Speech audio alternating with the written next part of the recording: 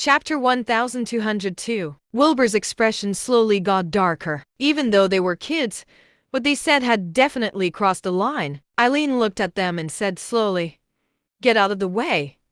This isn't something you should be involved with. We're already involved. What are you gonna do about it? Are you going to resort to violence?" Joanna said loudly. Tristan flashed the muscles on his arms as he stared at Wilbur and said, "You piece of trash. Come fight me." Wilbur's expression darkened at that moment. Even though he did not want to have anything to do with those kids, they had really gotten him angry. Just then, Ferris shouted, "Trevor, stop arguing with some kids. Come over here." When Joanna and the others heard that, they finally gave way. However, they still stared daggers at Wilbur as if he were their mortal enemy. Wilbur scoffed as he slowly walked to the plaza, stopping about a dozen meters in front of Ferris. Ferris slowly got up and looked at Wilbur and Eileen. Brom looked at the two of them with a complicated expression on his face. Seymour was still focused on his game, unaffected by his surroundings. Ferris said slowly, "The Divine General's name is one I've heard of for a long time. You truly stand out amongst your peers. Stop with the nonsense. You've tried to assassinate me multiple times. How are we going to settle the score?" Wilbur said coldly. Ferris laughed and said, "What a joke. Do you have any evidence?" "I don't," Trevor said calmly. Ferris laughed and said, "If you don't have the evidence to back your accusation, then what are you even saying? You killed Elder Angie Zito and her daughter and caused Eileen to betray the Kiwanis Club. Aren't you our enemy instead? They asked for their own death. It has nothing to do with the Kiwanis Club.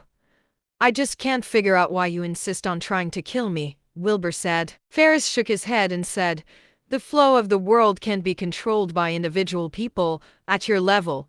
You should understand that." "What a load of nonsense," Wilbur said coldly. Ferris smiled calmly and said, "Eileen, you have one last chance to come back. Think about it. There's no need.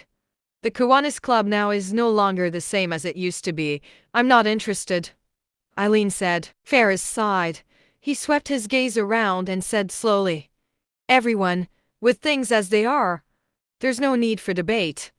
It's time to use strength to prove yourself. Trevor Penn, come meet your death." Right as Ferris finished his statement, the 5 sanctuary-level fighters rose into the air, lining up horizontally at the plaza. Those 5 sanctuary-level fighters were burning with spiritual flames, and they held all manner of spiritual weapons in their hands. One of their flames shot right up to the skies, filled with countless runes. A strong wave of spiritual pressure started to emanate into the air, causing violent winds to start howling. The one who shouted was the super sanctuary-level fighter. Wilbur looked at the 5 of them and slowly rose to the air, facing them as he said calmly, "Give me your names.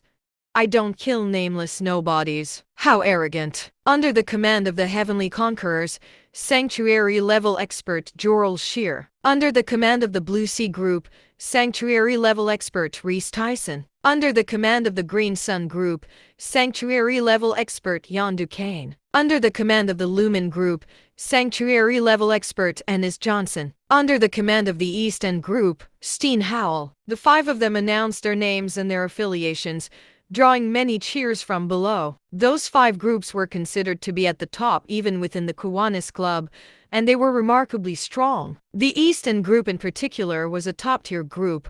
Only a group like that would be able to possess someone at the super sanctuary level like Steen. The 5 of them were in the air as their spiritual energies burned brightly, causing changes in the atmosphere itself. It was like 5 gods of war had descended, and those who were looking at them could not stop cheering.